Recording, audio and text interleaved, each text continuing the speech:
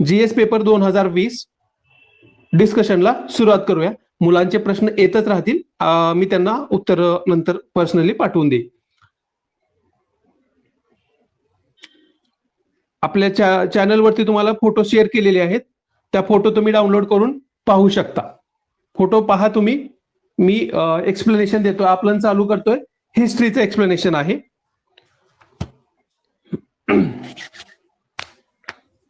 Okay, start करूया.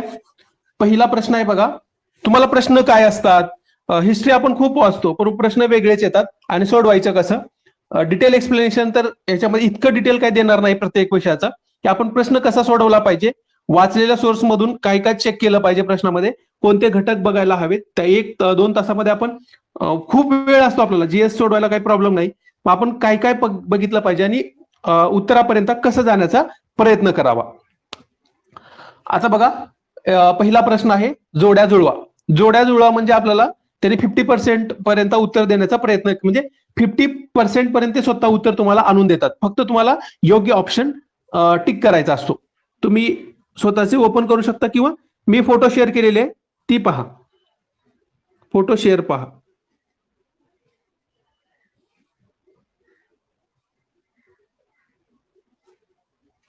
Okay, त्याच्यामध्ये प्रश्न आहे जोड्या जुळवा. अ गटामध्ये दिले पेशवे, त्याच्यानंतर महाराज सवाई जयसिंग, सी ला दिले रघुनाथ नवलकर आणि तंजावरचे राजे सरफोजी.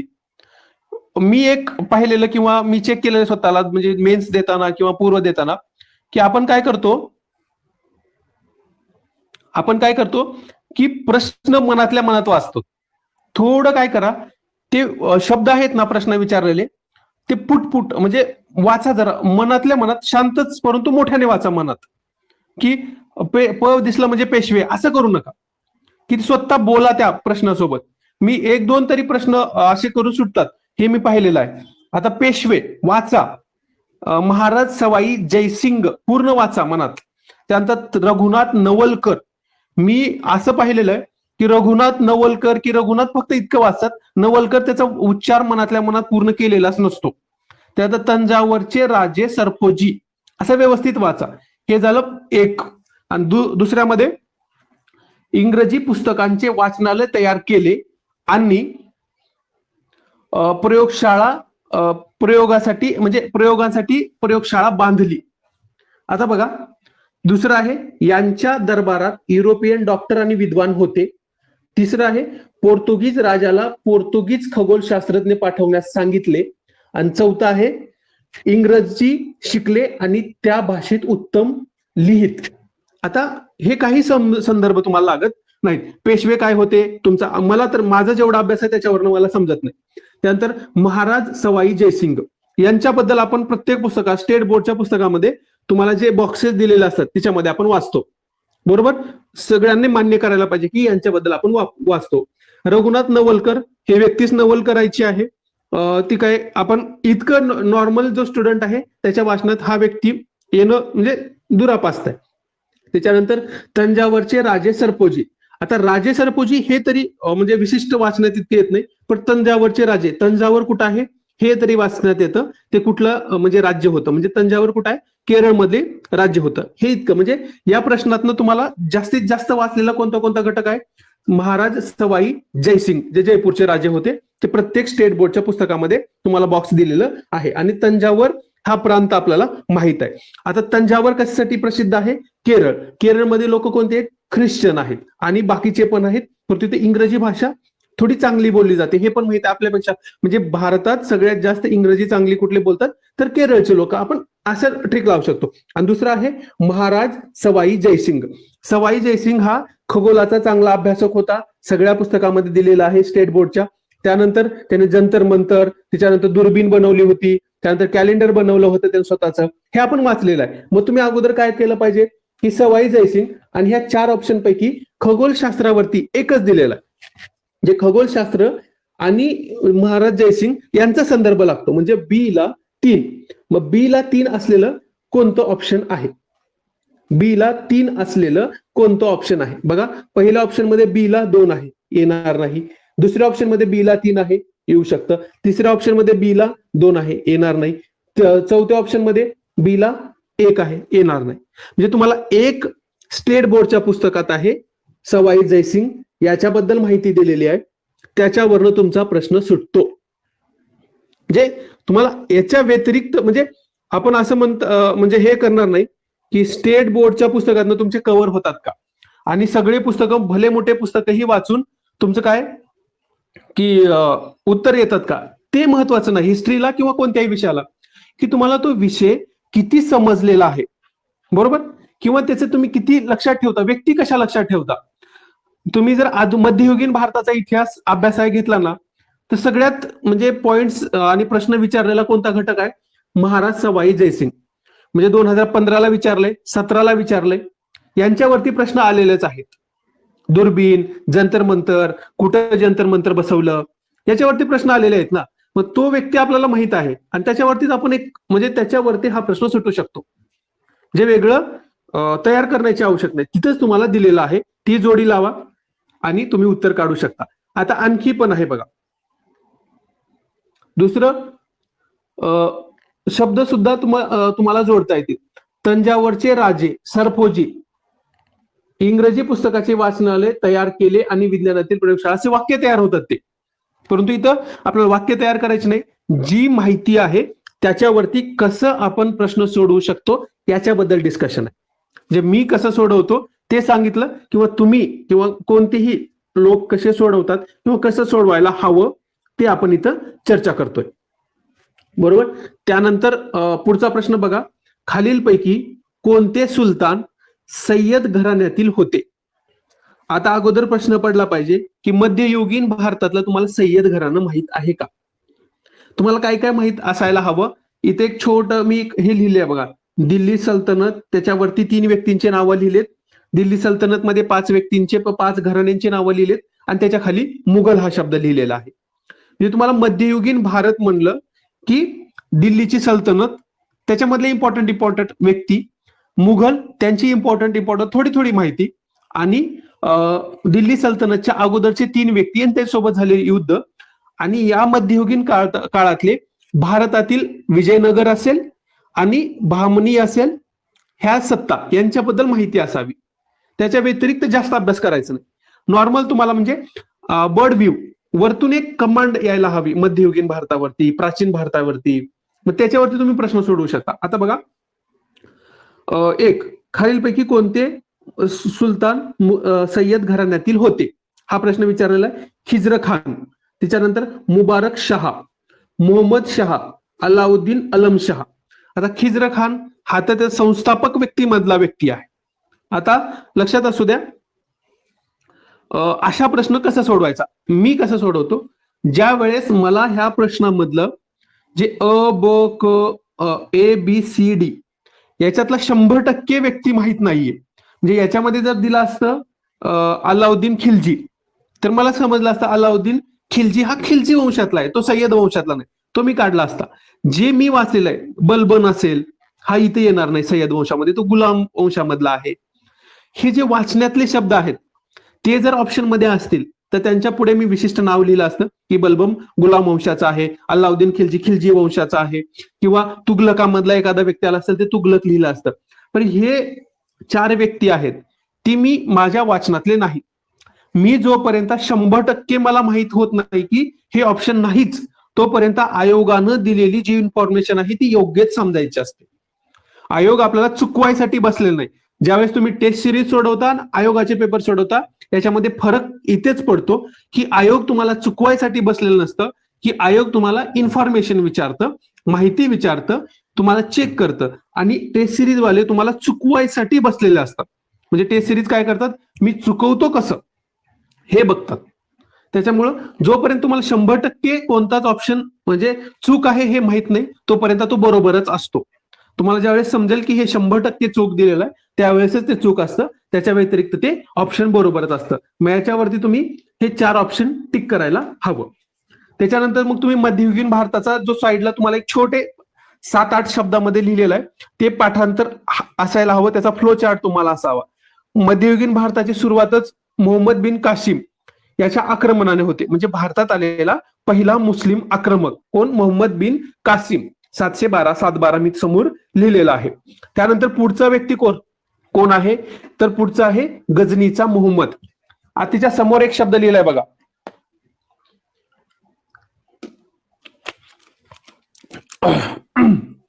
गजनीचा मोहम्मद. त्याच्या पुढे एक शब्द लिहिलाय लूट. गजनीचा मोहम्मद आला की तुम्हाला लूट हा शब्द आठवायला हवा. बरोबर, तो लूट म्हणजे पैसा, भारतामध्ये असलेली संपत्ती, हे सगळं जे होतं ते लुटायला तो येत होता. बरोबर, मोहम्मद गजनी दुसरा व्यक्ती आहे, तो लुटीसाठी यायचा. तिसरा व्यक्ती आहे मोहम्मद घोरी. मोहम्मद घोरी काय आणि पृथ्वीराज चव्हाण हे तुम्हाला लक्षात आलं. मोहम्मद घोरी म्हणल्या तुम्हाला पृथ्वीराज चव्हाण लक्षात यायला हवं. म्हणजे तुम्हाला ह्या तीन व्यक्ती यांचा क्रम आणि हे कशासाठी आले होते ते उद्देश हे तुम्हाला जनरल म्हणजे सुरुवातीला इतकं तरी माहित असलं पाहिजे. आपण लेक्चरमध्ये तुम्हाला ते कम्प्लीट करू की कोणत्या कोणत्या गोष्टी त्याच्या इतक्या म्हणजे एक पेजवरती तुम्हाला ह्या गोष्टी कव्हर होतील. मोहम्मद बिन कासिम 712 लक्षात ठेवलं तरी चालतं. त्यानंतर गजनीचा मोहम्मद, लूट हा शब्द लिहा. मग त्यानंतर बघू की आपण कोणत्या कोणत्या लूट केली. सगळ्यात शेवटी सोमनाथ मंदिर असेल, कोणतं मंदिर असेल, का लूट केली, ते लूट करताना का सक्सेसफुल झाला, ह्या गोष्टी थोड्या थोड्या आपण चर्चा करून ते क्लिअर करू लेक्चरमध्ये. त्याच्यानंतर मोहम्मद घोरी आणि पृथ्वीराज चव्हाण, पहिला हारला परंतु एक वेळेस जिंकला ते मारूनच गेला, त्याला मदत करणारा कोण, ह्या गोष्टी आपण त्या वेळेस लेक्चरमध्ये क्लिअर करू. परंतु हे 3 नावं पाठ असले पाहिजे. त्यानंतर दिल्लीची सल्तनत आली. आता दिल्लीची सल्तनतमध्ये 5 घराणे आहेत. एक पहिलं गुलाम, दुसरं खिलजी, तुगलक, सय्यद आणि लोधी. अगोदर गुलाम लक्षात राहतं, शेवटचं लोधी लक्षात राहतं, कारण तो बाबर सोबत युद्ध झालेलं पानिपतचं. मधले 3 लक्षात ठेवायचे, खिलजी, तुगलक आणि सय्यद.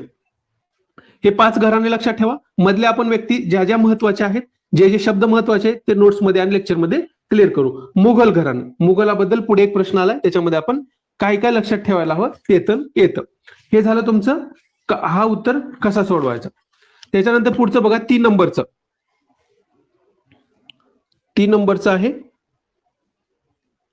फोटो शेअर केले, पाहून घ्या.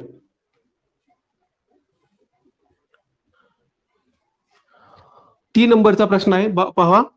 त्याच्यामध्ये जोड्या जुळवायला दिलेत, म्हणजे तुम्हाला आयोगाला काय करायचं, उत्तर तुमचं बरोबरच आणायचं आहे. एक आहे मयूरभंज दिलेला आहे, कोल्हापूर दिलेला आहे, रामपूर दिलेला आहे, भोपाळ दिलेला आहे. वाचा प्रश्न वाचा. त्यानंतर पुढे ऑप्शन मध्ये दिलाय मध्यवर्ती राज्यकारभार, मुंबई प्रांतात विलीन, ओरिसात विलीन, उत्तर प्रदेशात विलीन. म्हणजे जुने हे काय आहेत, संस्थानं आहेत आणि ते पुढे कोणत्या राज्यामध्ये विलीन झाले ते दिलेलं आहे. म्हणजे एक जर पूर्ण चेक केलं तर तुम्हाला समजून राहील की प्रश्न कसा विचारलेला आहे. आता बघा, तुम्हाला ह्याच्यातलं 100% माहित असलेला कोणता घटक आहे, 100% कोणता माहित आहे. एक आहे कोल्हापूर मुंबई प्रांतात, म्हणजे आपल्या महाराष्ट्र म्हणजे आपल्याशी रिलेटेड कोल्हापूर आहे आणि ते कोल्हापूर कुठं म्हणजे महाराष्ट्रात किंवा मुंबई प्रांतात विलीन झालेलं आहे, हे 100% माहित आहे. जे ब ला 1 100% जोडी आहे तुमची. मग ब ला 1 असलेलं पहिलं ऑप्शन आहे, दुसरं ऑप्शन आहे, तिसरं नाही, चौथं नाही. मग तिसरं आणि चौथं कट करून टाका. राहिले आता बाकीचं चेक करू. मयूरभंज बघूया कुठे येतंय, माहित नाही तुम्हाला आणखी. रामपूर म्हणजे आणखी आठवत नाहीये. भोपाळ वाचलेतला शब्द आहे. भोपाळ कुठे गेलाय, भोपाळ मध्यवर्ती राज्यकारभार म्हणजे सेंट्रल प्रोव्हिन्स, जे राज्य होतं सेंट्रल प्रोव्हिन्स, तर त्याचा तो काय होता, त्याची ती राजधानी होती. बरोबर, मध्य प्रदेश. मग भोपाळला 1 जोडी बसते, म्हणजे डी ला 1 असलेलं पहिलं ऑप्शन आहे. 3 आणि 4 तर तुमचे कट झालेले आहेत. मग तुम्हाला काय करायचंय, 1 ऑप्शन टिक करायचं. जे जितकं आपल्याला माहित आहे त्यावरून सुद्धा प्रश्न टॅकल होतो. हे तुम्ही कसं करताय. मग तुम्हाला सगळ्या 4च्या 4 जोड्या आवश्यक नाही, एक आल्यानंतर तुम्ही बाकीचे कट करायला हवं. म्हणजे सगळेच प्रश्न डायरेक्ट पुस्तकातून नसतात, ते समोर लिहिले बघा. काही जनरल थिंकिंग करून सुद्धा आपण प्रश्न सोडवू शकतो. त्यानंतर बघा आता 4 नंबरचा प्रश्न, चुकीची जोडी ओळखा. आता दास्ता, बकरोका टापू. त्याच्यानंतर पुढचं आहे सियाराम दल, कुठं आहे, बिहारमध्ये होतं म्हणे. परशुराम दल ओरिसा दिले, Hindustan socialist Republican army Uttar Pradesh. हे काय संघटना दिलेल्या आहेत आणि त्या कुठल्या प्रांतामध्ये होत्या. याच्यातले तुम्हाला वाचण्यात, माझ्या तरी वाचण्यात एकच आलेलं आहे, हिंदुस्थान सोशलिस्ट रिपब्लिकन आर्मी. जी भगतसिंग आणि ते क्रांतिकारकाच्या संबंधीची संघटना आहे.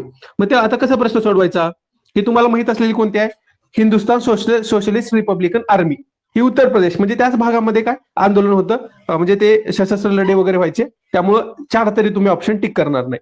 आता राहिलं सियाराम दल आणि परशुराम दल, एक बिहारमध्ये दिलेला आहे आणि दुसरं ओरिसामध्ये दिलेलं आहे. बिहार आणि ओरिसा. आता तुम्ही कसं सोडवायचं बघा, नाव सेम आले, सियाराम दल आणि दुसरं आहे परशुराम दल, बिहार आणि ओरिसा. आता तुम्ही बिहार आणि ओरिसा मॅपवरती पाहिलात तर 2 वेगवेगळे भाग आहेत. ओरिसामध्ये वेगवेगळ्या तिथले नाव वेगळे असतील आणि बिहारमधले नाव वेगळे असतील. म्हणजे तुम्हाला 2 पैकी 2 आणि 3 ह्या दोघांपैकी एकच ऑप्शन टिक करायला हवं, कारण सियाराम दल, परशुराम दल, बिहार, ओरिसा असा काहीतरी घटक येतोय.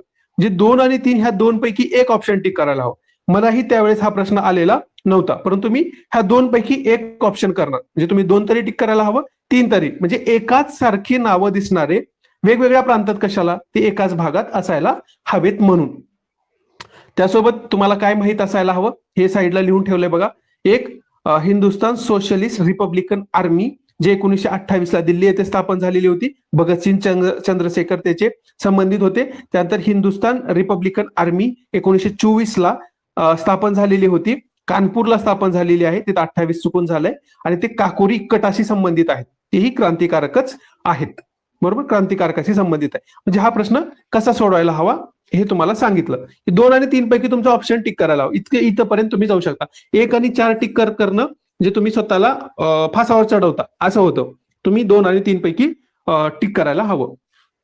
त्यानंतर पुढील पैकी शेअर करतो.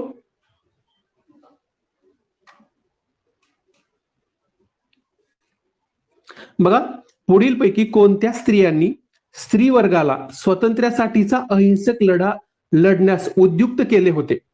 बरोबर, उद्युक्त केले होते म्हणजे त्यांनी जास्तीत जास्त स्त्रियांना बाबा या असहकार लढ्यामध्ये सामील व्हा यासाठी प्रयत्न केला होता. तर त्यातल्या आता बघा, कमलादेवी चट्टोपाध्याय तुम्हाला माहित आहेत, त्यांना घेऊन चला, ए बरोबर आहे. तिच्यानंतर हंसा मेहता माहित आहे तुम्हाला. तिच्यानंतर रतबेन मेहता, रामीबाई कामदार आणि लक्ष्मीबाई गर्दे. आता हा प्रश्न तुमचा चुकायलाच हवा, आपण चुकायसाठीच अटेम्प्ट करायचा, कारण हा प्रश्न तुम्हालाही माहित आहे. लक्ष्मीबाई गर्दे आपल्या वाचनात आलेले नाहीत. त्याच्यानंतर रतनबेन मेहता, रामीबाई कामदार ह्या व्यक्ती आपल्या वाचनात नाहीयेत. मग जोपर्यंत तुम्हाला त्या बाबी 100% चुकीच्या आहेत हे माहित नाही, तोपर्यंत त्या बरोबर होतात. आपली एक कन्सेप्ट डोक्यात असू द्या. मग मी तुम्हाला काय म्हणेन, त्याच्यामध्ये सगळ्यात मोठं जे ऑप्शन आहे ABCDE ते टिक करून यायला पाहिजे. तुमचं चुकू द्या, चुकलं तरी चालेल, काही हरकत नाही, परंतु ऑप्शन आपण कोणतं टिक करायला हवं, की ABCDE हे ऑप्शन टिक करायला हवं. आयोगाचं उत्तर 3 आहे, परंतु मी काय करेन, जो घटक मला माहित नाही तो मी सर्व बरोबर घेऊन जाणार आहे. आता इथंच बघा, 5 नंबरचा प्रश्न जर तुम्ही सर्व बरोबर केला तर तुमचा चुकणार आहे. ठीक आहे, चुकू द्या, परंतु जर तुम्ही दोन प्रश्न बघितला सय्यद घराण्यातील, तुम्हाला माहित नव्हतं, तुम्ही सर्व बरोबर केला, तुमचा बरोबर आलेला आहे. जास्त विचार करत नाही, आपला जोपर्यंत माहित नाही तोपर्यंत आयोगाने दिलेले ऑप्शन 100% बरोबर असतात, हे डोक्यात असायला हवं. त्यानंतर पुढचा प्रश्न 6 नंबरचा, पुढे दिलेल्या हैदराबाद स्टेट काँग्रेसचे नेते आणि त्यांची कामे व कामाची ठिकाणे यांच्या जोड्या जुळवा. म्हणजे काय विचारलेलं आपल्याला, मराठवाडा मुक्ती संग्रामाच्या बद्दल प्रश्न विचारलेला आहे. स्टेट बोर्ड मध्येही येतं, आपण जे नॉर्मल पुस्तक वाचतो त्याच्यामध्ये या व्यक्तींचे नावं असतात. त्याच्यातलं बघा, व्यक्ती दिलेले आहेत गोविंदभाई श्रॉफ, दुसरी आहे एम रामचंद्र राव, तिसरं आहे डॉक्टर मेळकोटे, चौथे डी दिलेलं आहे दिगंबरराव बिंदू. आता त्याच्यातलं तुम्हाला माहित असलेल्या व्यक्ती कोणत्या आहेत, आपण वाचण्यामध्ये येणारा गोविंदभाई श्रॉफ ही व्यक्ती माहित असते, आणि दिगंबरराव बिंदू हे आपण वाचलेलं आहे, नॉर्मल पुस्तकामध्ये सगळे यांचे नाव आहेत. आता पुढे कार्य दिलेत बघा त्यांची कोणते, एक ऍक्शन कमिटीचे प्रमुख होते, दुसऱ्यामध्ये दिलेलं आहे हैदराबाद सिकंदराबाद क्षेत्र, तिसऱ्यामध्ये मराठवाड्यातील लढ्याचे प्रमुख, आणि चौथं दिलंय आंध्र दिलेलं आहे. ते आंध्र थोडं टायपिंग मध्ये काय झालं, मराठवाड्यातील लढ्याचे प्रमुख आणि आंध्रातील लढ्याचे प्रमुख असं पाहिजे होतं, पण आंध्र दिलेलं आहे. ठीक आहे, काय प्रॉब्लेम नाहीये. आपण काय करूया, गोविंदभाई श्रॉफ ही व्यक्ती कुठली आहे, लातूर आणि उस्मानाबाद आणि बीड ह्या क्षेत्रात त्यांचं कार्य आहे. गोविंदभाई श्रॉफ हे मराठवाड्यातील लढ्याचे नेते 11वीच्या स्टेट बोर्डच्या जुन्या हिस्ट्रीच्या पुस्तकामध्ये तुम्हाला दिसून जाईल. मग अ च 3 असलेले 2 ऑप्शन आहेत बघा, एक 3 आणि 4. त्यानंतर एम रामचंद्र राव. जर तुम्हाला हे जरी समजलं ना, रामचंद्र राव, राव हे आडनाव कुठलं येतं, आंध्र प्रदेश किंवा तेलंगणा या भागामध्ये येतं, बरोबर, राव. मग त्याच्यावरनं तुम्ही काय करू शकता, बी ला 4 जोडी लावू शकता. मग बी ला 4 असलेली ही 2च ऑप्शन आहेत, 3 आणि 4. मग तुम्ही आता टिक कोणाला केलं पाहिजे, 3 किंवा 4 पैकी एक, म्हणजे तुमचं 50% उत्तर बरोबर येईल. इथपर्यंत आपण येऊन पोहोचलेलो आहोत. मग त्याच्यानंतर तुमचं चुकूही शकतं, बरोबर येऊ शकतं, काही प्रॉब्लेम नाही. परंतु तुमचं 3 आणि 4 पैकी तुम्ही किती जवळ जाऊ शकता उत्तराच्या हे पाहायचं आहे आपल्याला. जवळ गेलं पाहिजे उत्तराच्या, हे आपण ट्राय करतोय. त्यानंतर मग याचं उत्तर काय, 4 उत्तर आहे. तुम्हाला माहिती आहे, फक्त मी उत्तरं काय सगळे, मी ज्यावेळेस परीक्षा देतो किंवा तुम्ही परीक्षा देता, सगळे प्रश्न आपले काय बरोबर येत नाही. पण आपण जे पास होणारे असतात किंवा प्रश्न सोडवणारे असतात ते किती जवळ जातात उत्तराच्या ते आपण शेअर करतो. आणि प्रश्नपत्रिका सोडवताना कसं सोडवलं पाहिजे, मी एक्सप्लेनेशन देतो, याचा अर्थ तुम्हाला डिटेल सांगत बसलं पाहिजे, हे त्याच्या मागचा उद्देश नाहीये. की प्रश्न आपण कसं सोडवायला हवेत, अभ्यास करताना कोणत्या बाबी लक्षात ठेवायला हव्या, काय पाठ करायला हवं, आपल्याला डिटेल परीक्षा विचारत नाही. फक्त विचारतं काय की तुम्हाला ह्या व्यक्ती माहित आहेत का, यांचं कार्य काय ते माहित आहे का, हे विचारतं. आता गोविंदभाई श्रॉफ यांच्याबद्दल डिटेल दिलं का, ज्यावेळेस गोविंदभाई श्रॉफ यांच्याबद्दल डिटेल देईल ते सर्व बरोबर असेल आणि त्यांचं कार्य आपल्याला विचारलंय की काय करत होते ते, हे आपल्याला विचारलेलं आहे. त्यानंतर पुढचं बघा 6 नंबर. तिच्यानंतर मी थोडंफार ज्या माहिती म्हणजे ज्या बाबी पाठ असायला हव्यात त्या साईडला तुम्हाला तिथं दिलेलं आहे. हैदराबाद स्टेट काँग्रेस स्थापना 1938 पाठच असायला हवी. ते संस्थापक कोण आहेत, मुख्य व्यक्ती म्हणजे स्वामी रामानंद तीर्थ. जे मराठवाड्यातले मुलं आहेत त्यांना त्यांचं मूळ नाव ही पाठ करायला असायला हवं. कारण तुमची PSI ची इंटरव्ह्यू असेल किंवा राज्यसेवा इंटरव्ह्यू असेल त्याच्यामध्ये साधा प्रश्न विचारला जातो, मराठवाडा मुक्ती संग्राम मधले सगळ्यात महत्वाची व्यक्ती कोणती, तर आपण स्वामी रामानंद तीर्थ म्हणतो. त्यानंतर पुढचा प्रश्न असतो इंटरव्ह्यू मध्ये, त्यांचं मूळ नाव काय आहे, आणि परीक्षेलाही त्यांचं मूळ नाव 2 ते 3 वेळेस विचारलेलं आहे.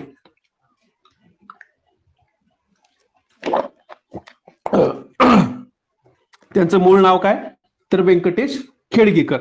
मग त्यांनी 2 वेळेस लोकसभेमध्ये खासदार म्हणून गेलेले होते. एक औरंगाबाद मतदारसंघ आणि दुसरा एक मतदारसंघ म्हणजे आपला गुलबर्गा काहीतरी मतदारसंघ, ह्या 2 मतदारसंघातनं ते खासदार झाले होते. असे स्टेटमेंट आहेत जे आपल्याला 100% पाठ असायला हवेत, ते विचारता आयोग, बरोबर. त्यानंतर मराठवाडा मुक्ती संग्राम कोणत्या कालावधी, म्हणजे मुक्ती संग्राम मुक्त केव्हा झाला मराठवाडा, साधा प्रश्न विचारला जाऊ शकतो.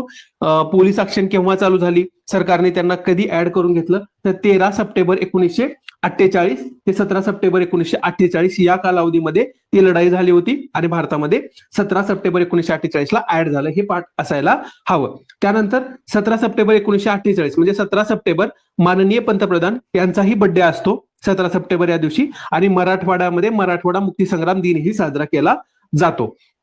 म्हणजे सध्याचे जे आपले प्राईम मिनिस्टर आहेत त्यांचा बर्थडे असतो 17 सप्टेंबर, आणि मराठवाडा मुक्ती संग्राम ही साजरा केला जातो. तो केव्हापासून साजरा केला जातो, साधा प्रश्न विचारतात, त्याच्यापेक्षा जास्त नाही. तुम्हाला इंटरव्ह्यूला विचारला जाऊ शकतो की 17 सप्टेंबर आपण मुक्ती संग्राम दिन म्हणून साजरा केला जातो, केव्हापासून, तर ज्यावेळेस आघाडीचं सरकार होतं, सॉरी तुमच्या शिवसेना आणि BJPचं 1995 ला सरकार होतं, त्यावेळेस 1995 पासून मराठवाडा मुक्ती संग्राम दिन साजरा केला जातो. साध्या गोष्टी आपल्याला पाठ असायला हव्यात. जनरल व्यक्तीला ज्या ज्या माहिती असतं ते तुम्हाला माहित असायला हवं. एक खाली टीप लिहिले बघा, महत्वाचं आहे. 1938 हरिपुरा अधिवेशन, इंडियन नॅशनल काँग्रेसचं हरिपुरा अधिवेशन होतं. त्याच्यामध्येच कोण होते याचे अध्यक्ष हरिपुरा अधिवेशनाचे, तर सुभाषचंद्र बोस, हे माहित असायला हवं. त्याच्यामध्ये एक ठराव केलेला होता जो मला खूप इम्पॉर्टंट वाटतो, तर तो काय, प्रिन्सली स्टेट हे भारताचे अविभाज्य भाग आहेत असं काँग्रेसनं 1938च्या म्हणजे वाचनामध्ये आलेला घटक आहे. तो मला खूप इम्पॉर्टंट वाटला, मी तो लिहून ठेवलेला आहे आणि तुमच्यासोबत शेअर करतो की प्रिन्सली स्टेट हे आपले अविभाज्य भाग आहेत असा ठराव काँग्रेसने कोणत्या अधिवेशनामध्ये, हरिपुरा कोण अध्यक्ष होतं आणि सुभाषचंद्र बोस. कारण ती व्यक्ती खूप इम्पॉर्टंट आहे आणि त्या अधिवेशनाशी संबंधित असे बाबी विचारला जाऊ शकतात. हे पाठ असू द्या. त्यानंतर 7 नंबरचा प्रश्न शेअर करतो.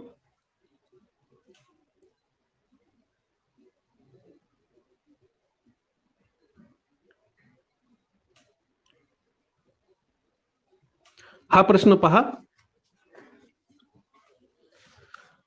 7 नंबर पहा. पुढील वाक्यात पुढीलपैकी कोणाचे वर्णन केले आहे. हा राज्यसेवेला तरी 11 ते 12 प्रश्न येतात. वर्णनावर्ण व्यक्ती ओळखा. ते तुम्हाला काय बोनस म्हणून दिलेले, म्हणजे तुम्हाला गिफ्ट म्हणून दिलेले प्रश्न असतात. त्याच्यातनं तुमचं उत्तर बरोबरच येतं. असे प्रश्न असतात ते. पुढीलपैकी कोणाचे वर्णन केले आहे. बघा, ते सातारा जिल्ह्यातील काले गावचे होते. त्यांचे शिक्षण 4थी पर्यंत झाले होते. त्याच्यानंतर महाराष्ट्रातील जनतेवर त्यांच्या जलशांचा खूप परिणाम झाला होता. ते बहुजन समाजाला त्याच्या दयनीय अवस्थेची, त्यांच्यातील शिक्षणाच्या अभावाची जाणीव करून देत. आता बघा, तुम्ही 4 ऑप्शन आहेत. केशवराव विचारे, रामचंद्र घाडगे, भाऊराव पाटील आणि कृष्णराव भालेकर. मला हे म्हणजे माझ्या वाचनात तरी हा प्रश्न येईपर्यंत हे व्यक्ती नव्हते, म्हणजे असा संदर्भ नव्हता. आता मग मी सोडवणार कसं? 50% पर्यंत मला जायचं आहे. तर पहिलं बघा, ऑप्शन वाचा. केशवराव विचारे, रामचंद्र घाडगे, भाऊराव पाटील आणि कृष्णराव भालेराव. ज्यावेळेस आपण भाऊराव पाटील म्हणतो, कर्मवीर भाऊराव पाटील यांचा शब्द येतो, त्यावेळेस त्यांचा कर्मवीर हा शब्द महत्वाचा आहे. शिक्षणाशी रिलेटेड, त्याच्यानंतर रयत शिक्षण संस्था, ह्या सगळ्या बाबी त्यांच्या, आणि शिक्षण हा घटक जोपर्यंत वाक्यामध्ये येत नाही, म्हणजे त्यांचं कार्य कशाशी संबंधित आहे, शिक्षणाशी संबंधित आहे. मग भाऊराव पाटील जर ऑप्शन असलं असतं तर त्यांच्याबद्दल डिटेल ज्यावेळेस किंवा प्रश्न तयार करणारा व्यक्ती आहे त्याला शिक्षणाशी रिलेटेड काहीतरी स्टेटमेंट करायला हवं होतं, जे शिक्षणासाठी कार्य केलं. तिथं दिले नाही म्हणून भाऊराव पाटील जातील. त्याच्यानंतर कृष्णराव भालेकर हे काय सत्यशोधक समाजाशी संबंधित व्यक्ती आहेत. मग तुम्हाला सत्यशोधक समाजाशी रिलेटेड काही जर स्टेटमेंट येत नसेल तर ती व्यक्ती ते ऑप्शन नसणारच आहे. म्हणजे 3 आणि 4 कसं कट होऊ शकतं आपण पाहिलं. मग राहिलं केशवराव विचारे आणि रामचंद्र घाडगे. ह्या 2 पैकी एक टिक करा. तुमचं लक चांगलं असेल तर बरोबर येईल. 50% मध्ये आणून द्यायचं काम आपलं आहे की तुम्ही ते 50% पर्यंत येऊ शकता. त्यानंतर पुढचा आहे प्रश्न जोड्या जुळवा. प्राचीन भारताचा विचारलेला आहे. परीक्षित, जन्मेजय, प्रवहन, जयवाली आणि जनक हे प्रश्न आणि त्यांचं कार्य काय कशा संबंधित आहे विचारले. अथर्व वेदातील प्रशस्ती काव्याचा नायक, त्याच्यानंतर पृथ्वी प्रदक्षिणेचे श्रेय दिले जाते, प्रसिद्ध तत्वज्ञ आणि याज्ञवल्क्याचे संरक्षक, असं त्या व्यक्तींबद्दल माहिती दिलेली आहे. आणि ऑप्शन्स बघा 1, 2, 3, 4 अशा जोड्या दिलेल्या आहेत.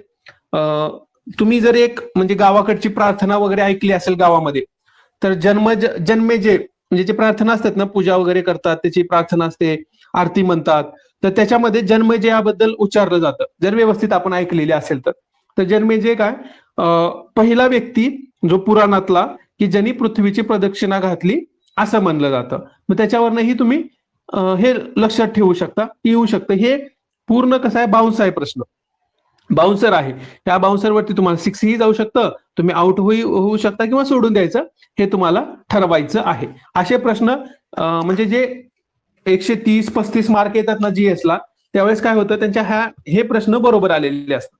जे असे प्रश्न ज्यावेळेस आपण असंच टिक करतो त्यावेळेस असे त्यांच्या ट्रिक लागलेल्या असतात, त्यांनी जे टिक केलं तेच उत्तर आलेलं असतं, मग त्यावेळेस ते बरोबर येतात. मग याच्यामध्ये बघा काही वेळेस आयोगाचं म्हणजे मी एक ऑब्झर्वेशन केलेलं आहे, तुम्हीही करत राहा. असे जे नवीन काहीतरी जे पुस्तकाच्या बाहेरचे आउट ऑफ बॉक्स प्रश्न असतात त्यांचं उत्तर ते 4, 3, 2, 1 किंवा 1, 2, 3, 4 देतात. म्हणजे असं मोस्टली झालेलं आहे. म्हणजे असे पूर्ण आउट ऑफ बॉक्स येतात. त्यावेळेस ट्राय करायचं की तुम्ही टिक करत असताना एक डोक्यात ठेवा की तुम्ही कधीच जिंदगीत वाचलेला नाही असा प्रश्न आलाय आणि तो तुम्हाला टिक करायचाच आहे, तुम्हाला सोडायचंच नाही. 100 पैकी 100 अटेम्प्ट करायचे. मग त्यावेळेस तुम्ही पाहू शकता की जर ऑप्शन मध्ये 4, 3, 2, 1, 1, 2, 3, 4 असे 2 जोड्या दिलेल्या आहेत तर तुम्ही ते टिक करू शकता. म्हणजे तुम्हाला टिकच करायचं आहे, स्किप करायचंच नाही. तर हे एक ऑप्शन तुमच्या समोर असेल. मी सांगेन मी असे कधी म्हणजे सोडून देण्याचा प्रयत्न करतो आणि जर मला वाटलंच की 1, 2, 3, 4 किंवा 4, 3, 2, 1 मध्ये लागणार आहे तर ते टिक करून येतो. तर तुम्ही ते ठरवा की असा आउट ऑफ बॉक्स क्वेश्चन त्यावेळेस असे उत्तर असतात 4, 3, 2, 1 आणि 1, 2, 3, 4. ट्राय करा, तुम्ही चेक करा भरपूर मध्ये तुम्हाला समजून जाईल. तसं उत्तर आहे आयोगाचं. त्यानंतर पुढचा प्रश्न बघा, 9 नंबरचा.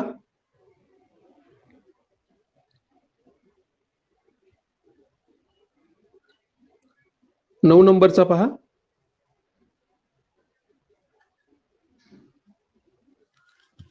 नऊ नंबरचा प्रश्न शेअर केलाय. 23 मे 1945 रोजी उंबरगाव तालुक्यातील झरी येथील आदिवासींच्या परिषदेत भाषण करून वेठ बिगारी संपवा असे कोणी सांगितले? 11वीच्या स्टेट बोर्डातला प्रश्न, स्टेट बोर्डच्या पुस्तकातला प्रश्न आहे. याचं उत्तर आहे शामराव परुळेकर. उत्तर जशाच तसं म्हणजे शामराव आणि गोदावरी परुळेकर असं त्याच्यामध्ये हे दिलेलं आहे की म्हणजे तारीख नाहीये, पण झरी येथील आदिवासी परिषदेतील वेठ बिगारी संपवा सगळ्या पुस्तकातला तो प्रश्न आहे. आणि त्याच्यामध्ये ऑप्शन्स बघा, कमा रणदिवे, गोदावरी परुळेकर, शामराव परुळेकर, देवजी तांडेल. तुमचा ऑप्शन 2 पैकी एकच असायला हवं. 2 किंवा 3 टिक करा. गोदावरी परुळेकर किंवा शामराव परुळेकर याच्यापैकीच तुम्ही टिक करायला हवं होतं. आणि त्याच्यामध्ये आता मग देवजी तांडेल कोण आहेत जे आले नवीन, ते दमनदीवचे 3 वेळा खासदार राहिलेले आहेत. आणि असंच एक नाव आहे जे परीक्षेला खूप वेळेस येतं, देवजी तोफा. देवजी तोफा एक नाव आहे जे मेंढालेखा गडचिरोली जिल्ह्यातले गाव आहे. तिथे त्यांनी आम्ही आमच्या गावासाठी ही चळवळ केली होती. आणि जे 2006चा फॉरेस्ट ऍक्ट आहे त्याचं त्या गावामध्ये सगळ्यात चांगल्या पद्धतीनं काय झालं होतं, इम्प्लिमेंटेशन झालेलं गाव आहे. त्यानंतर शामराव परुळेकर यांच्याबद्दल ही लक्षात ठेवा, ते ठाणे जिल्ह्याचे 2 वेळेस काय होते, खासदार होते लोकसभेमध्ये. हे एक्स्ट्रा म्हणजे म्हणून लक्षात ठेवू शकता. त्यानंतर पुढचा प्रश्न आहे, हे डायरेक्ट पुस्तकातले प्रश्न आहेत. त्यानंतर पुढचं 1889 मध्ये मुंबई येथे न्हाव्यांची सभा बोलवून त्यांना स्त्रियांच्या केशवपणापासून कोणी परावृत्त केले? आता बघा, हा प्रश्न कसं सोडवायला हवा तुम्हाला, मी काय डोकं लावतो, ट्राय करतो की बाबा आपण उत्तर कसं बरोबर आलेल. मी म्हणजे तुम्हाला स्वतःमध्ये एक डोक्यामध्ये प्लॅन असला पाहिजे की मी हे ऑप्शन का कट करतोय आणि हे ऑप्शन मी का टिक करतोय. हे जोपर्यंत तुमचं क्लिअर होत नाही तोपर्यंत ऑप्शन कट किंवा टिक करू नका. बघा, न्यायमूर्ती रानडे असं आंदोलन सभा बिभा बोलून पेटवायचं काम करायचे का सामाजिक, तर त्यांचं शांततेच्या मार्गाने असायचं, समजावून लिहिणं अशा गोष्टी असायच्या. त्या जास्त ते 89 वगैरेच्या काळामध्ये तुम्ही लक्षात ठेव, सामाजिक परिषद मग त्याच्यामध्ये कायदे करण्यासाठी इंग्रजांना हे करा ते करा, हे काम न्यायमूर्ती रानडे सनदशीर मार्गाचे व्यक्ती आहेत. ते सभा बोलून वगैरे परावर्त करणं अशा गोष्टी आपण वाचण्यात नाहीयेत. दुसरा, महर्षी धोंडो केशव कर्वे यांचं सामाजिक कार्य, जोपर्यंत त्यांचं दुसरं लग्न 1991 ला झालं, 1991 ला त्यांचं दुसरं लग्न झालं आणि त्याच्यामध्ये लोक त्यांना विरोध केले दुसऱ्या लग्नाला, तेव्हापासून त्यांच्यामधला समाजसेवक जागा झाला की मला लग्नाला तुम्ही विरोध केला, मग मी सामाजिक कार्य करायला चालू करतो. म्हणजे 1891च्या नंतर त्यांचं सामाजिक कार्य आहे. आपण वाचन करताना 1891च्या नंतर त्यांचं सामाजिक कार्य दिसेल तुम्हाला. म्हणजे त्यांचं दुसरं लग्न झालं त्याच्यामुळे 1889 विचारलेलं आहे. मग यांचं 1891 पासून नंतर सामाजिक कार्य आहे म्हणून मी कट केलेलं आहे त्यांना, महर्षी धोंडो केशव कर्वे यांना. दुसरं, महर्षी विठ्ठलरामजी शिंदे. विठ्ठलरामजी शिंदेचं म्हणजे ज्युनियर केजी मधले समाजसेवक होते ते 1900च्या अगोदर. म्हणजे ते प्रार्थना समाज, आर्य समाज ह्यांचे काय करायचे, ते एक व्हॉलंटियर्स म्हणून, त्यांचे कार्यकर्ते म्हणून ते काम करत होते विठ्ठलरामजी शिंदे. मग ते फोकसमध्ये केव्हा आले, स्वतः पुढाकार केव्हापासून घ्यायला लागले, 1906 पासून. म्हणजे त्यांनी स्वतःची ज्यावेळेस सभा स्थापन केली त्याच्यानंतर ते काय करायला लागले, बाबा आपलं स्वतःचे एक आयडिओलॉजी, स्वतःचं सामाजिक कार्य करायला लागले महर्षी विठ्ठलरामजी शिंदे 1906 नंतर. आणि प्रश्न 1889चा विचारला. आणि 1819च्या काळामध्ये ज्युनियर केजी मध्ये होते समाजसेवेच्या, असं मी म्हणून ते कट केलेलं आहे. त्यानंतर मग राहिला प्रश्न महात्मा ज्योतिबा फुले. 1890ला फुलेंचा निधन झालेलं होतं, त्याच्यामुळे ते येऊ शकतात आणि त्यांनी अगोदर पण केलेलं न्हाव्यांचा बंड वगैरे. मग त्यामुळं आपण काय केलं पाहिजे की ऑप्शन 3 टिक करायला हवं. त्यानंतर बघा, पुढील राज्य काय होती? पुढील राज्य काय होती? एक माळवा, अर्जुन्यायन, योधेय, मद्रक, अभीर, प्रजुरन, सनकानीन, काक आणि खारपारिक. आता नावं आपण कधीच वाचलेलं नाही. त्याच्यानंतर बघा, आर्यवर्तातील राज्य म्हणजे भारतातील राज्य म्हणलेलं आहे. असे राज्य तर आपण वाचलेले नाहीत अगोदर. त्यानंतर पुढं समुद्रगुप्ताला शरण गेलेल्या टोळ्यांची राज्य, त्यानंतर दख्खनची राज्य आणि नाग राज्यांची प्रदेश. आता बघा तुम्ही ऑप्शन कसं कट करू शकता. आर्यवर्तातील राज्य, म्हणजे तुम्ही प्राचीन भारताचा इतिहास वाचत असताना माळवा वाचलेला आहे, प्रदेश आहे तो. त्याच्यानंतर कोणते प्रदेश मी तरी वाचण्यात नाहीयेत, माळवा आहे. आर्यवर्तातील राज्य, असे राज्य जे आपल्याला माहित होते त्याच्यामध्ये अशी नावं तर ऐकलेली नाहीत. माळवा हा प्रदेश होता. त्याच्यानंतर मग आर्यवर्तातील राज्य म्हणजे भारतातील राज्य, असं हा ऑप्शन कट होऊ शकतो. गुप्ताला शरण गेलेल्या टोळींचे राज्य, टोळींचे राज्य म्हणजे छोटे छोटे गावांचे तांडे वगैरे हे असू शकतं. त्यानंतर दख्खनची राज्य, म्हणजे आपल्या दख्खनमध्ये अशा नावाचे राज्य तरी आपण ऐकलेले नाही. त्याच्यानंतर नागराजांचे प्रदेश, नागराजांचा प्रदेश येऊ शकतो, काहीतरी वेगळे नाव आहेत. मग तुम्ही 2 आणि 4 पैकी टिक करायला हवं आणि 1 आणि 3 कट करायला हवं, कारण तुम्ही दख्खनमध्ये म्हणजे महाराष्ट्रात राहता. तिथला तुम्हाला बऱ्यापैकी इतिहास वाचलेला आहे 11वीच्या स्टेट बोर्डमध्ये. तिथं तुम्हाला कधीच नाव वाचण्यात आलेलं नाहीयेत. त्याच्यानंतर आर्यवर्तातील राजे म्हणजे भारतातील राजे तुम्हाला माहित आहेत, त्याच्यामध्येही कधी वाचण्यात आलं नाही. मग तुम्ही टिक केलं, कोणतं केलं पाहिजे, 2 किंवा 4 या 2 पैकी 1 ऑप्शन टिक करायला हवं. त्यानंतर पुढचा प्रश्न शेअर केलेला आहे बघा.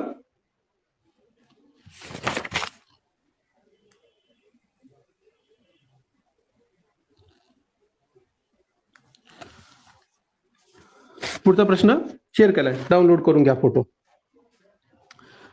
व्यक्ती दिलेले आणि त्यांच्या जोडे लावायचे. पहिला आहे मुकुंद दास, दुसरा आहे बाळ गंगाधर टिळक, बाग टिळक. त्याच्यानंतर लाला लजपतराय आणि चिदंबरम पिल्लई. आता व्यक्तीच्या जोड्या लावायच्या आहेत. पुढचा आहे स्वदेशी स्टीम नेव्हिगेशन कंपनी.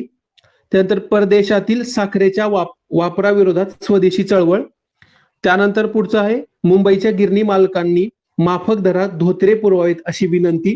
त्यानंतर देशभक्तीपर गीते लिहिली. आता मग तुम्हाला जोड्या लावायच्या. आता याच्यातला मुकुंद दास, बाळ गंगाधर टिळक, लाला लजपतराय, चिदंबरम पिल्लई, जर तुम्ही यांच्या जर जोड्या लावलात तर समजून जाईल की बाळ गंगाधर टिळक ही व्यक्ती मुंबई प्रांतातली आहे. मग तुम्ही त्यांचे आणि मुंबई प्रांतातल्या तेच म्हणजे म्हणू शकतात ना की मुंबई प्रांतातल्या गिरणी मालकांना की बाबा धोत्राची किमती कमी करा, बरोबर, धोत्राच्या किमती कमी करा असं तेच म्हणू शकतात. मग त्याच्यावरनं जोडी लावू शकतो आपण. बला 3 असलेलं 2 एकच ऑप्शन आहे आणि 4 3 2 1 असं त्याचं ऑप्शन येऊ शकतं. म्हणजे असं टिक करता येऊ शकतो असं उत्तर. म्हणजे मुंबई प्रांतात संबंधित व्यक्ती आणि तेच विनंती करू शकतात आणि त्यांचं ऐकलं जाऊ शकतं. असं जोडी लावली तरी तुमचं येऊ शकतं. दुसरं ऑप्शन आहे. म्हणजे मुकुंद दास काय तर देशभक्तीपर गीतं लिहिलेले व्यक्ती आहे. त्यानंतर बाळ गंगाधर टिळक मुंबईच्या गिरणी कामगाराला रिक्वेस्ट केले त्यांनी. लाला लजपतराय परदेशातील साखरेच्या वापराविरोधात स्वदेशी चळवळ केलेली आहे. आणि चिदंबरम पिल्लई स्वदेशी स्टीम नेव्हिगेशन कंपनीचे व्यक्ती संबंधित आहेत. आपण असं जोडी लावू शकतो. म्हणजे मुंबई संबंधित आहे व्यक्ती म्हणून जोडी लावली बरोबर येऊ शकतं. त्याच्यानंतर पुढचं बघा, पुढीलपैकी कोणत्या व्यक्ती शहाजहानच्या दरबारातील चित्रकार होत्या. आता बघा इथं तुमचा प्रश्न बरोबर येऊ शकतो. जास्तीत जास्त बरोबर असणारा प्रश्न तुम्ही टिक केला, म्हणजे ABD हे जरी टिक केलं तरी तुमचं बरोबर येणार आहे. जे आपण अगोदर काय तुम्हाला 3 प्रश्न आले बघा. सगळ्यात मोठं म्हणजे सर्व बरोबर केलं, सर्व बरोबर स्त्रियांच्या बाबतीत केलं आणि आता शहाजहानच्या दरबारातील सर्व म्हणजे मोठा ऑप्शन टिक केला तर तुमचे काय 2 बरोबर आले, 1 चुकला. जे तुम्ही पॉझिटिव्ह मध्ये आहात, जे माहित नव्हतं तरी सुद्धा तुमचे उत्तर बरोबर आले. शहाजहानच्या दरबारातील चित्रकार म्हणून आपण अ ब ड हे ऑप्शन टिक केले. मोहम्मद हसन हा व्यक्ती लेखक आहे म्हणून तो कट होतो आणि ते ABD 4 ऑप्शन तुमचं बरोबर येईल. मग जास्तीत जास्त उत्तर बरोबर येणार असं टिक करायला हवं. आता मुघल राजे, जे मुघल साम्राज्य होतं त्याच्यामध्ये आपल्याला काय पाठ करायला हवं, काय माहित असायला हवं. बघा संस्थापक कोण आहेत, मुघलांचे बाबर आहेत. त्यानंतर कोण आला, हुमायूं. सत्तेवर होता, पळून गेला, 10 वर्ष इकडे तिकडे बोंबलत फिरला. त्यानंतर आणि भारतात आला, 1 वर्ष राज्य केलं. हुमायूंच्या बाबतीत इतकं लक्षात ठेवा. तिच्यासोबत सूरसेन हा व्यक्ती लक्षात ठेवायला हवा. त्यानंतर पुढचा राजा आहे अकबर, नंतर जहांगीर, शहाजहान आणि औरंगजेब. हे असा क्रम आहे. मग त्यांचे काय विशेष आहे बघा. प्रश्न कशावरती येतात आणि आपण कसं सोडू शकतो. बाबर बंदुकाचा वापर म्हणजे तोफ गोळ्यांचा वापर करणारा व्यक्ती आहे पहिला. पानिपतची आणि मुघल साम्राज्याचा संस्थापक आणि त्याचं एक पुस्तक लक्षात ठेवायचं, त्यांनी स्वतः लिहिलेलं, हे त्याच्या बाबतीत लक्षात राहतं. त्याचा हुमायूं सत्तेत आला, 5 वर्ष 10 वर्ष सत्तेत होता. सूरशहा सोबत युद्ध केलं, 15 वर्ष इकडं तिकडच फिरला, तो सत्तेच्या बाहेर होता. आणि पानिपतची लढाई करून दुसरी पानिपतची लढाई करून मुघल साम्राज्य आणि निर्माण केलं. हुमायूच्या बाबतीत एवढं लक्षात असायला पाहिजे. अकबराच्या बाबतीत म्हणजे अकबर चांगला मुघल म्हणतो आपण त्याला, म्हणजे तो काय लेखकांना सपोर्ट करायचा, तो अशिक्षित होता तरी तो लेखकांना सपोर्ट करायचा. त्यानंतर सुधारणा, सामाजिक सुधारणावरती भर होता. त्यानंतर सामाजिक सलोखा, हे जे स्टेटमेंट आहेत ते अकबराच्या बाबतीत लागू पडतात. जहांगीर कशाबद्दल होता? चित्रकला, त्याला चित्रकला आवडायच्या. त्यानंतर शहाजहाननं काय केलं? बायकोच्या बाबत ताजमहल बांधला, बायकोच्या प्रेमात ताजमहल बांधला. म्हणजे शहाजहान, ताजमहल, मुमताज हे लक्षात राहतं. म्हणून तो बांधकामाच्या त्याचा काळ हा बांधकामाच्या रिलेटेडचा काळ आहे. त्याचा औरंगजेब तुम्हाला तर सगळ्यांना पाठ आहे, कट्टरपंथी व्यक्ती होता. हे जरी माहित असले ना तर तुम्हाला उत्तरापर्यंत जाता येतं, प्रश्न सोडवू शकतो आपण. त्यानंतर पुढचं घेऊया. पुढचा प्रश्न,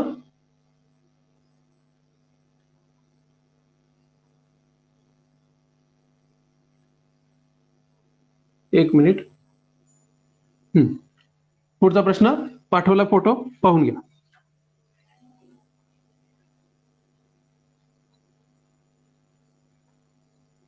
घेतला डाउनलोड करून? ओके. बघा प्रश्न विचारलाय, पुढील गोष्टींची कालक्रमानुसार मांडणी करा. आता हे एक प्रश्न असा असतोच, प्रत्येक प्रीला असा एक प्रश्न असतो. आता बघा पहिला आहे पाकिस्तानचा ठराव. ते पुढचं इसवी सन वाचू नका, तुम्ही ट्राय करा की आठवण्याचा प्रयत्न करा की काय उत्तर सोडवलं असतं. पाकिस्तानचा ठराव. दुसरं आहे राजाजींची योजना काँग्रेसने फेटाळली. तिसरं आहे राजाजींचे सूत्र. आणि चौथं आहे सिमला परिषद.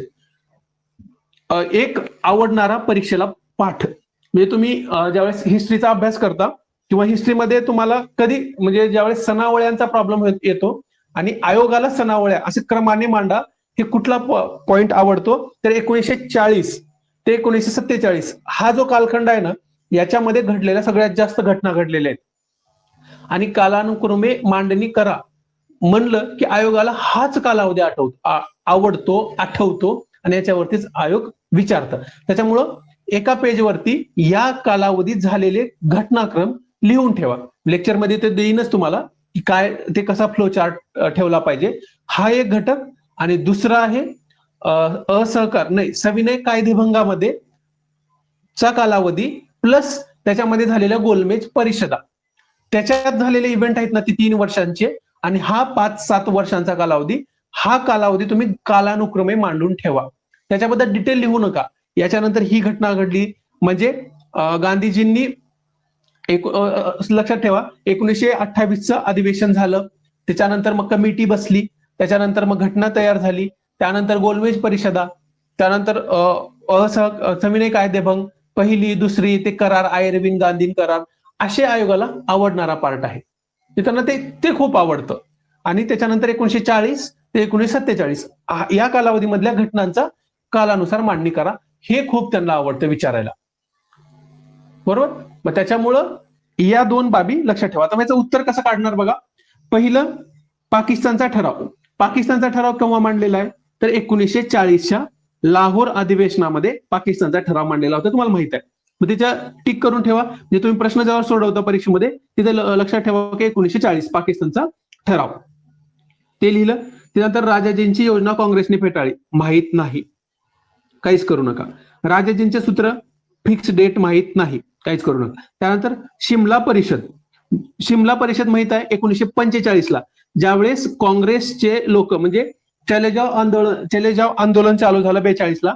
1942 ते 1945 या कालावधीमध्ये काँग्रेसच्या प्रमुख नेत्यांना काय केलं होतं, इंग्रजांनी डांबून टाकलं होतं. आणि 1945 ला काय केलं, त्यांना बाहेर काढलं. मग एवढं तरी माहित होतंय. मग बाहेर काढल्यानंतर काय केलं की त्यांना व्हॉइसरॉयनी बोलवून घेतलं, वेवेलनी काय केलं, बोलवून घेतलं सिमल्याला, आणि आपण चर्चा करू म्हणले. मग चर्चा करायला 1945च्या दरम्यान हे तुम्हाला माहित असायला हवं, एवढं तरी पाठ असायला हवं. मग तुम्ही जरी दोन माहित असले तर तुमचं उत्तर येऊ शकतं. एक, पाकिस्तानचा ठराव 1940 आहे. राजाजी आणि राजाजींचं सूत्र हे कधी आहे. राजाजी अशा व्यक्ती आहे जो काय होता, मंत्रिमंडळामध्ये होता, म्हणजे व्हॉइसरॉयच्या काउन्सिल मधला व्यक्ती होता हा. काउन्सिल मधला व्यक्ती होता, त्यामुळे काँग्रेसचे नेते जरी तुरुंगात असले तरी हा व्यक्ती बाहेर होता.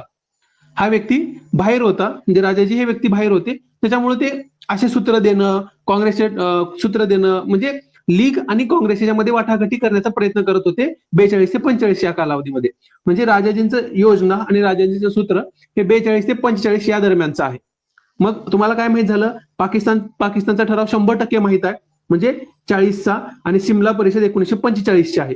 आणि ह्या दोन राजाजींचा ठराव आणि राजाजीचं सूत्र 42 ते 44 45च्या दरम्यानचं आहे. मग तुम्ही काय एकला काय पाहिजे, 1 नंबरला तुम्हाला पाकिस्तानचा ठराव पाहिजे, त्याच्यानंतर सगळ्यात शेवटी तुम्हाला डी सिमला परिषद पाहिजे. म्हणजे एक सुरुवात आणि शेवट डी न एकच ऑप्शन आहे, ते म्हणजे 2. तुम्ही ते टिक करून येऊ शकता. म्हणजे तुम्हाला राजाजी माहित असले नसले तरी तुमचं उत्तर बरोबर येऊ शकतं.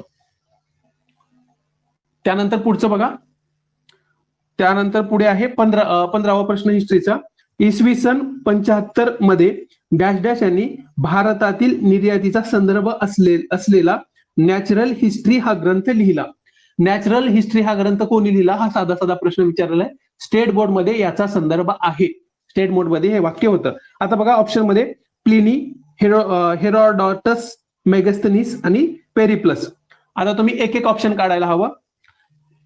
प्लिनी माहित नव्हतं आपल्याला, हेरोडॉटस माहित नाही, राहिलं मेगस्थनीज. मेगस्थनीजचा संदर्भ कधीचा आहे, अशोकाच्या काळातला आहे, चंद्रगुप्ताच्या काळामध्ये आहे. म्हणजे इसवी सन पूर्व 392-93च्या कालावधी मधला, म्हणजे 400 इसवी सन पूर्व 4थं शतक, म्हणजे इसवी सन पूर्व मेगस्थनीज होता आणि त्याचं इंडिका पुस्तक होतं. त्याच्यामुळे तुमचा तिसरा ऑप्शन कट केला पाहिजे. तिसरा तर तुम्ही टिक करायला नको, कारण ते इसवी सन 75 विचारलेलं आहे. इसवी सन 75 मध्ये कोणी पुस्तक लिहिलं असे विचारलेलं आहे, त्यामुळे तुमचा 3 ऑप्शन कट झाला. आता त्यानंतर पेरिप्लस. पेरिप्लस का कट करायला हवं, जर तुमचं PYQ म्हणजे प्रिव्हियस इयर एक्सप्लेनेशन व्यवस्थित असेल, अभ्यास केला असेल, तर तुम्ही ते कट करणार आहे. कारण पेरिप्लस द इरिथ्रियन सी 2019चा प्रश्न आहे, 2018च्या पूर्वला की 19च्या पूर्वला प्रश्न आलेला आहे. द पेरिप्लस म्हणजे कोणत्या पुस्तकामध्ये अरबी समुद्राशी संबंधित काय काय विचारलेलं होतं, असा कोणता ग्रंथ आपल्याला विचारलेला आहे. त्याच्यामुळं पेरिप्लस द इरिथ्रियन सी हा सुद्धा तुम्ही कट करायला हवा, ते समुद्राशी रिलेटेड वगैरे विचारलेलं होतं. तर राहिलं मग प्लिनी आणि हेरोडॉटस, ह्या 2 व्यक्तीपैकी तुम्ही एक टिक करायला पाहिजे. म्हणजे हे उत्तर आहे, प्लिनी उत्तर आहे, परंतु तुमचं 50% वरती आलं. म्हणजे आपण एकूणच काय केलं, हिस्ट्री या घटकाचे जे प्रश्न होते त्याच्यामध्ये प्राचीन भारताचा, मध्ययुगीन भारताचा आणि त्यानंतर आधुनिक भारताचा इतिहास यावरती जे प्रश्न आले त्याची चर्चा केली. त्याच्यातले तुम्ही जर ओव्हरऑल पाहिलेला असेल तर ओव्हरऑल मध्ये तुम्हाला समजून येईल की 7 ते 8 प्रश्न तुम्ही डायरेक्ट सोडवू शकता आणि 7-8 प्रश्न हे तुम्हाला तुमचं एक्स्ट्रा नॉलेज वापरून उत्तर बरोबर आणावे लागतील. हे ट्राय करावं लागेल, तेव्हा तुम्हाला काय होतील की 10-11 प्रश्न बरोबर येतील. बरोबर, म्हणजे बाकी सर्व बाबी आपण चेक केला की काय काय बाबी तुमचं नॉलेज, तुमचा अभ्यास कसा वापरायचा आणि त्याच्या थ्रू तुम्ही कसे उत्तर बरोबर आणू शकता. हे झालं हिस्ट्रीच्या बाबतचं एक्सप्लेनेशन. आता आपण स्टार्ट करूया 2020चा जॉग्राफी या घटकाचा चर्चा करूया.